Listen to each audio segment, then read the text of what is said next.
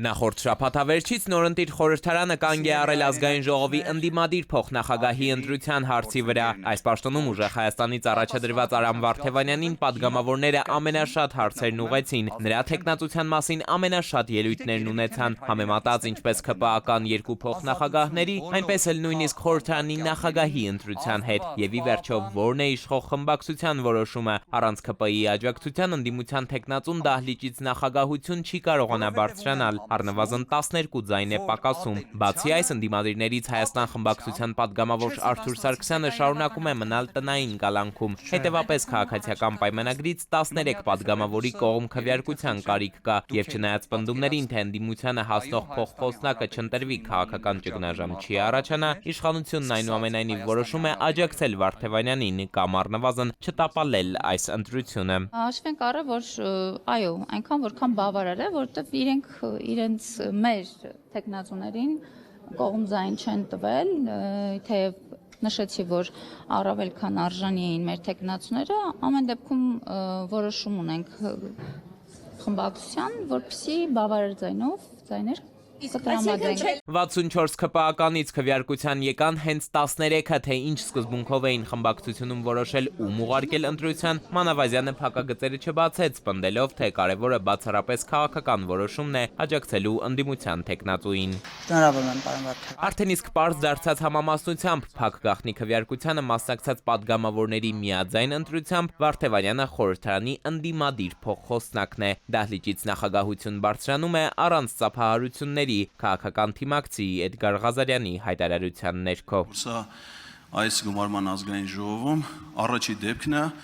երբ ազգային ժողովի նախագահ կամ տեղակալ ընտրվում է ողջ ազգային ժողովի, այլ ոչ թե մեկ խմբակցության կողմից։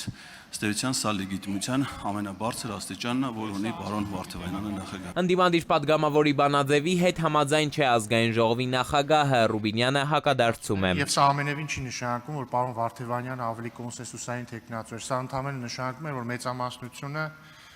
համարել է, որ սահմանադրությամբ ամրագրված այն փաստը, որ ազգային ժողովի նախագահի տեղականներից մեկը պետք է լինի ընդդիմության ներկայացուցիչ, պետք է ապահովել անկախ մեր քաղաքական տարաձայնություններից։ Օրենսդրության նույն ամրագրմանը հղում անելով այն, որ սա այսպես թե այնպես ընդդիմության աթոռն է, Վարդևանյանն էլ իր հերթին պնդում է, այսպիսով ՔՊԻ-ի նկատմամբ որևէ պարտավորություն չի առնում իր ուսերին։ Նիստը վարելու տեսանկյունից շատ քիչ հավանական է, որ ես այն երբևէ իրացնեմ։ Իրապես քիչ հավանական եմ դա համարում։ Այո,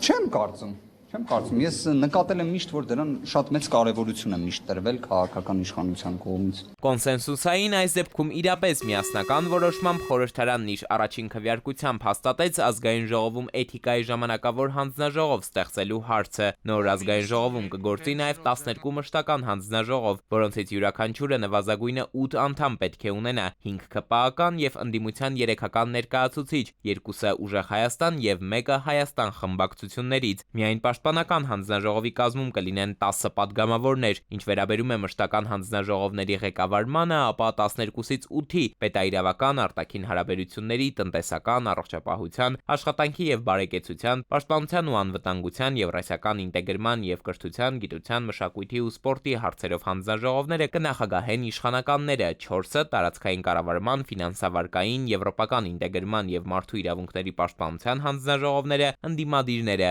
առաջին 3-ը ուժեղ Հայաստան, վերջինը Հայաստան խմբակցություններից։ Նրանք կունենան նաև փոխնախագահների պորտֆելներ, ՔՊ-ն 7, ուժեղ Հայաստանը 4, Հայաստանը դարձյալ 1։ Էդուարդ Պողոսյան, ժամը լրատվական։